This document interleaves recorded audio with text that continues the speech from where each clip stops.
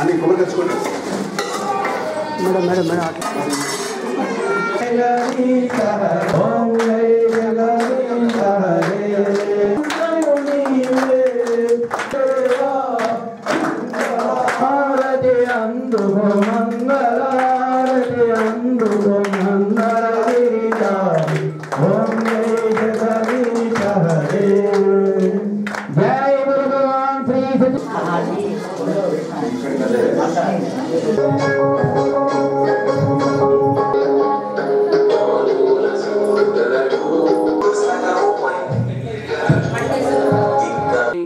దివ్యానుగ్రహంతో మేము చేస్తున్నా అని చెప్పి మీ సభాముఖంగా తెలుస్తున్నాం.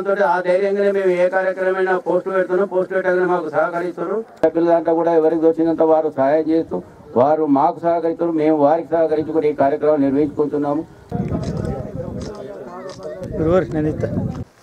అందరి కంట్రిబ్యూషన్ తోటే ఇలా కార్యక్రమం జరుగుతుంది. కాబట్టి ప్రతి ఒక్కరు ఇచ్చే చిన్న మొత్తం అయినా సరే 100 మంది కలిస్తే మనిషికి ఒక చిన్న కంట్రిబ్యూటర్ తోటి ఇలాంటి ఇల్లు కూడా చాలా కట్టచ్చు.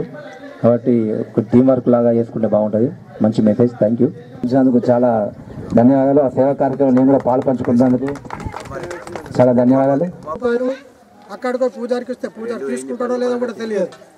దాని పక్కన పెట్టేస్తే ఎవడో కొట్టేస్తాడు, ఎవడో నీళ్ళు తీసుకుంటాడు. తర్వాత రూపాయలు ఇలాంటి కార్యక్రమానికి ఉపయోగిస్తే ఖచ్చితంగా పుణ్యం వస్తుందని నా విశ్వాసం. సో ఇదాన్ని ఫస్ట్ టైం చూడడం ఈ రోజే. నేను ముక్కు ముఖం ఎవరికి తెలియదు నాకు. ఇక్కడ ఇదే మొదటిసారి రావడం. ఇదంతా ఫేస్బుక్ ద్వారానే పరిచయం అయ్యాను. నాకు తోచింది చంద్రుడికో నూలుకో లాగా ఎంతో సాయం చేశాను అంతే. మీరు కూడా అలాగే సాయం చేస్తారని కోరుకుంటున్నాను. Thank you. ఇలాంటి కార్యక్రమాలనే మేము చేసే కార్యక్రమం నుండి బోనాల సునీత గారు కూడా మేము మీ దాంట్లో మేము ఉంటామండి, మేము మీకు కూడా మేము సహాయం చేస్తాము, ఒకరికొకరికి సహాయం చేస్తే ఆ కార్యక్రమాలు ఎక్కువ నిర్వహించుకోవచ్చు అని వారు ఇలాంటి కార్యక్రమాలు నిర్వహించుకునే దాంట్లో వారది ఎవరు అని అంటే రేణుగుంట రమేష్ గారు. ఎందుకంటే వారు ఇక్కడి కార్యక్రమం ఉందని మాకు తెలియకపోతే మేము ఈ కార్యక్రమానికి నిర్వహించే ఛాన్సే మాకు లేదు. ప్రపంచానికి చేసే కార్యక్రమం జరుపుతున్నారు. వారికి కూడా నేను ధన్యవాదాలు తెలుపుతున్నాను.